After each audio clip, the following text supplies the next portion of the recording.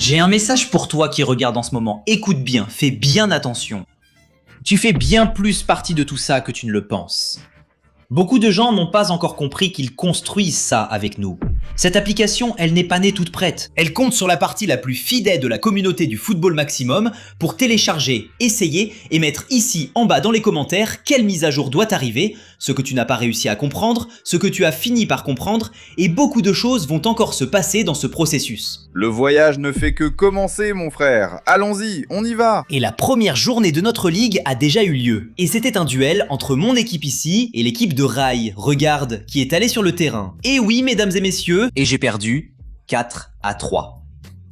Et en analysant, j'ai compris que c'était surtout à cause de ce gars-là. Parce que même s'il a fait plus d'arrêts que le gardien de Rai, et que selon ce critère précis, il m'a rapporté un but au score final, le problème c'est le nombre de passes qu'il a raté. Il a raté beaucoup de passes dans le match, mec. Botafogo a gêné la relance sur les 6 mètres, a pressé plus haut, et sans ces options de petites passes courtes que le gardien ne rate jamais, il a commencé à dégager loin devant, à balancer loin, et ça a compté comme des passes ratées pour lui. Passes ratées pour lui, passe ratée pour lui. Ensuite, en ajoutant les erreurs naturelles de passe qui arrivent à cause de la pression, quand le ballon est en jeu, il est passé d'une moyenne de 80 passes réussies, qui est la moyenne que j'attends de lui dans mon équipe, et il a fini par réussir seulement 60 passes, ici comptabilisées par le Fantasy Game.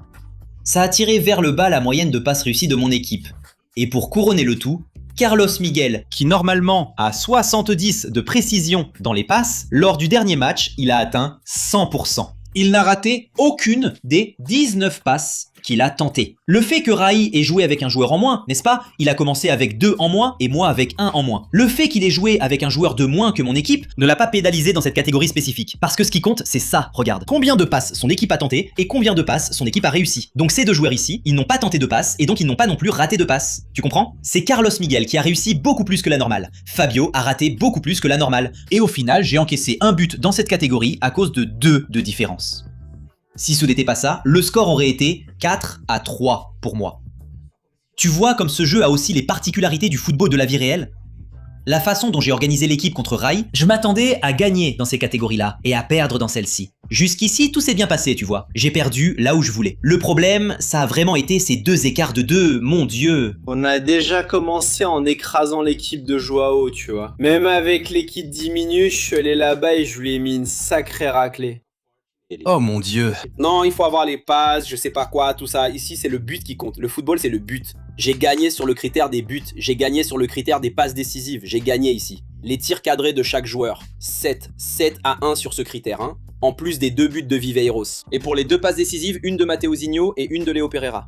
Et j'ai encore gagné sur les passes ici, en prime, avec une petite différence.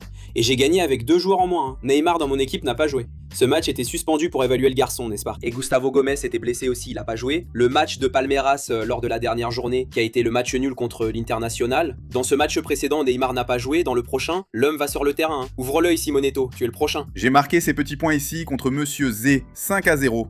Vous avez aimé la nouvelle petite photo? Allons-y, 2 buts contre 2-2, ici au total, n'est-ce pas? Donc, but de Rodrigo Caro, but de Caio Jorge. Je suis resté ici avec 2 buts sur coup de pied arrêté, Reynaldo et Pavón. Pavón a même marqué un super but sur coup franc.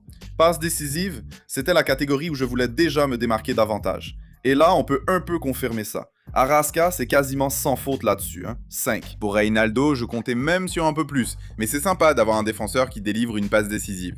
Et Bernabé. Je pense que Bernabé a été l'un des meilleurs choix que j'ai fait dans notre fantasy. Du fait que ce gars-là soit défenseur et qu'en vrai, il joue comme ailier. La chance qu'il fasse plus de passes décisives, c'est énorme. Et du coup, sa moyenne de contribution défensive baisse à peine. Mais elle n'a même pas tant baissé par rapport aux autres. Reynaldo en a eu 3, lui en a eu 2, Gustavo Henrique 7, très bien. Et les passes, son taux de réussite n'a pas été si bas. J'ai trouvé ça cool. Maintenant, une astuce, et je pense que ça doit servir de leçon pour les prochaines journées. Que les gars ne m'entendent pas. C'est à propos du taux de réussite à la passe. J'avais beaucoup en tête que le but... Le football, c'est le but. Mon équipe, c'est celle-ci, regarde. Mec, Carlos Miguel dans les buts. Juste maintenant que je l'ai recruté, il est là. Il fait des boulettes match après match. Putain, Carlos Miguel. Allez, faut se réveiller, mon frère. Faut se réveiller parce que tu es dans mon équipe. Tu ne peux pas me laisser tomber. Gustavo Gomes va naturellement revenir. Léo Pereira va naturellement rester à Flamengo. Mateuzinho, lors du dernier match, Neymar n'a pas joué. Pour le prochain, l'homme va être sur le terrain. Donc je vais prendre l'équipe de Simonetti pour la prochaine journée. L'équipe de Simonetti a gagné, elle lui en a mis 5 à l'équipe de Monsieur Zé. J'aurais battu Simonetti cette journée si c'était ce match-là. J'aurais battu Zé cette journée si c'était ce match-là. Et j'aurais perdu contre Raiz si c'était ce match-là. Donc je suis tombé pile sur le match où j'allais perdre. Broca. Alors j'ai mis la pression sur Simonetti. Je lui ai dit qu'il avait eu de la chance, qu'il était tombé pile sur le seul match qu'il pouvait gagner. Et il m'a dit « Non, mais si c'était contre toi, j'aurais arrangé mon équipe différemment, j'aurais fait autre chose. » J'ai pensé « D'accord. » Il m'a convaincu. Mon équipe sera la même, je vais pas changer, je vais pas faire de remplacement parce que tout le monde est prêt à jouer. Mon équipe est déjà fixée pour la prochaine journée, Fais attention Simonetti, le prochain arrive. Pour les buts, on peut se battre face à face avec le Raiz en pensant à Carlos Vinicius et surtout au Flaco. Arrasca aussi marque quelques buts, Lino aussi. J'ai misé plus sur Flamengo, il a misé plus sur Palmeiras. Mais je pense qu'il a encore une petite avance sur les buts. Je veux des gars qui peuvent me sortir des passes clés. Là-dessus, je pense que je suis bien. Flaco participe bien, sa moyenne de passes clés ici cette saison est de 22. Je pensais même qu'il n'y avait pas de moyenne ici. Carlos Vinicius n'en a que 4. Pavone en a 33. J'hésite même à changer quelqu'un. Juan, c'était combien? Combien de contributions défensives au dernier match? C'était 7. Je pense que je n'ai pas besoin de Reinaldo pour celle-là, tu sais.